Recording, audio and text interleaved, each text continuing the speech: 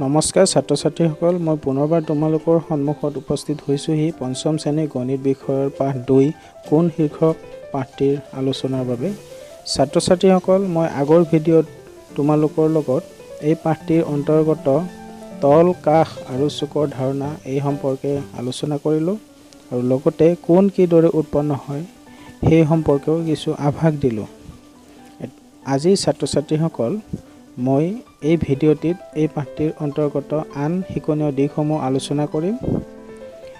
গতিকে তোমালোকে পলম নকৰি ভিডিঅ'টি চাই যোৱা আৰু বুজিবলৈ চেষ্টা কৰিবা।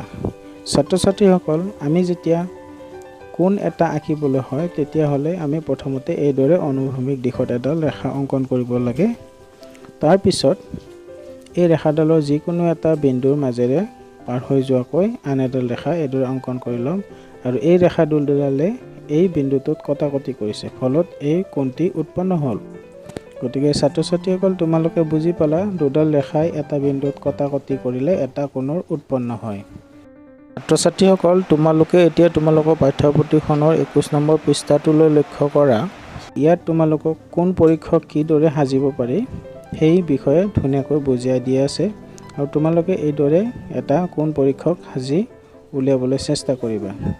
ছাত্ৰ ছাত্ৰীসকল, এতিয়া মই তোমালোকক সমকোণ, স্থূলকোণ, সূক্ষ্মকোণ এই বিষয়ে ধাৰণা দিবলৈ চেষ্টা কৰিম। ছাত্ৰ ছাত্ৰীসকল, আমি যেতিয়া এটা সমকোণ আঁকিবলৈ ওলাওঁ তেতিয়া অনুভূমিক দিশত এইদৰে এডাল ৰেখা অংকন কৰি লওঁ। তাৰপিছত এই ৰেখাডালৰ এটা মূৰত ঠিক উলম্বভাৱে আন এডাল ৰেখা অংকন কৰিম আৰু ছাত্ৰ ছাত্ৰীসকল, তেতিয়া ইয়াত এটা সমকোণৰ উৎপন্ন হ'ব। এতিয়া মই তোমালোকৰ সুবিধাৰ বাবে এইদৰে এই ৰেখা দুডাল মই চুটি কৰি মচি দিলোঁ। দিয়াৰ ফলত এই কোণটো এটা আকৃতি লৈছে আখৰৰ আৰু এই আখৰটো হৈছে ইংৰাজী বৰফলাখনৰ এল আখৰটো। গতিকে ছাত্ৰ ছাত্ৰীসকল, তোমালোকে বুজি পালানে? যিবোৰ কোণ এল আখৰৰ সদৃশ হয় বা কোণবিলাক এল আখৰটোৰ দৰে দেখিবলৈ হয়, সেইবোৰ কোণে হৈছে সমকোণ আৰু সমকোণৰ মাপ হৈছে 90 ডিগ্ৰী। ছাত্ৰ ছাত্ৰীসকল, মই এতিয়া তোমালোকক স্থূলকোণৰ বিষয়ে ধাৰণা দিম। যিবোৰ কোণ সমকোণতকৈ ডাঙৰ বা ইয়াৰ মাপ 90 ডিগ্ৰীতকৈ বেছি হয়, তেনেবোৰ কোণে হৈছে স্থূলকোণ। গতিকে ছাত্ৰ ছাত্ৰীসকল, তোমালোকে বুজি পোৱাত সুবিধা হোৱাৰ বাবে মই তলত স্থূলকোণ এটি অংকন কৰি দেখুৱাইছোঁ। এইটোৱে হৈছে স্থূলকোণ।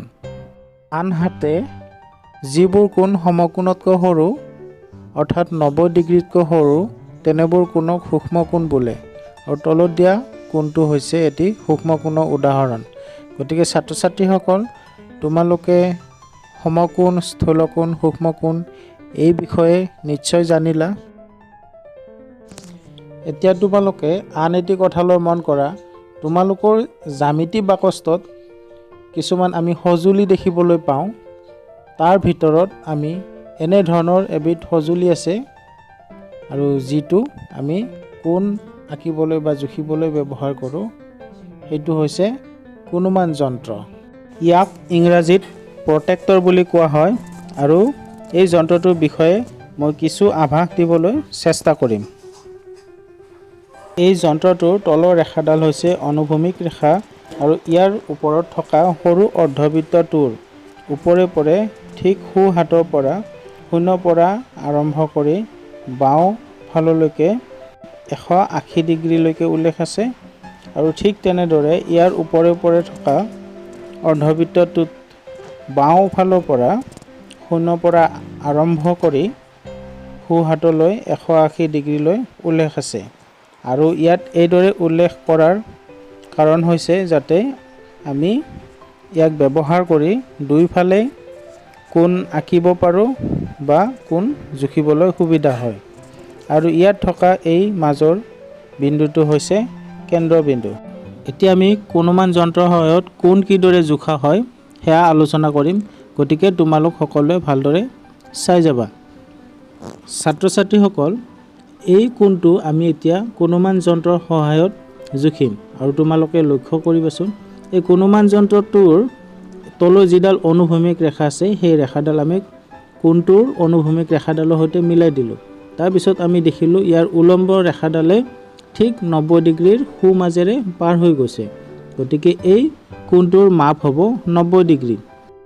আকৌ এই কোণটো যদি ওলোটা ফালে অঁকা থাকে তেতিয়াহ'লে আমি ইয়াক এইদৰে জুখিব পাৰিম।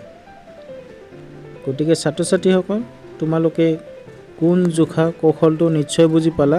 এইদৰে আমি আন মাপৰ কোণবিলাকো জুখিব পাৰিম। ছাত্ৰ ছাত্ৰীসকল, আমি কোণমান যন্ত্ৰৰ সহায়ত বিভিন্ন মাপৰ কোণ কিদৰে আঁকিব পাৰি সেয়া জানি লওঁ। ধৰা হ'ল আমি এটা 60 ডিগ্ৰী কোণ আঁকিব লাগে। এতিয়া আমি প্ৰথমে এডাল অনুভূমিক ৰেখা এইদৰে আঁকি ল'ম। তাৰপিছত আমি কোণমান যন্ত্ৰডালৰ শীৰ্ষবিন্দুটো অনুভূমিক ৰেখাৰ শীৰ্ষবিন্দুৰ সৈতে এইদৰে মিলাই দি ঠিক 60ৰ পোনে পোনে এইদৰে এটা বিন্দু দি ল'ম। তাৰপিছত আমি এই বিন্দুটো আৰু অনুভূমিক ৰেখাৰ শীৰ্ষবিন্দুটো এডাল ৰেখাৰ সহায়ত মিলাই দিম আৰু তেতিয়াই আমি এটা 60 ডিগ্ৰী কোণ পাম। গতিকে ছাত্ৰ ছাত্ৰীসকল, মই আশা কৰিলোঁ আজিৰ পাঠৰ আলোচনাৰ পৰা তোমালোকে নিশ্চয় উপকৃত হৈছা আৰু শিকনীয় দিশসমূহ ভালদৰে বুজি পাইছা। আৰু যিসকলে এই পাঠৰ আলোচনাৰ প্ৰথম খণ্ড ভিডিঅ'টো চোৱা নাই তেওঁলোকে ডেছক্ৰিপশ্যনত গৈ তাত থকা লিংকটোত ক্লিক কৰিলে আগৰ ভিডিঅ'টো চাব পাৰিব আৰু যিয়ে এই গোটেই পাঠটো বুজি পোৱাত সহায় কৰিব। গতিকে ছাত্ৰ ছাত্ৰীসকল, মই আশা কৰিছোঁ তোমালোক সকলোৱে ভালে থাকা, সুস্থ থাকা আৰু নিজৰ পঢ়া পাতি ভালদৰে চলাই নিবা। ধন্যবাদ।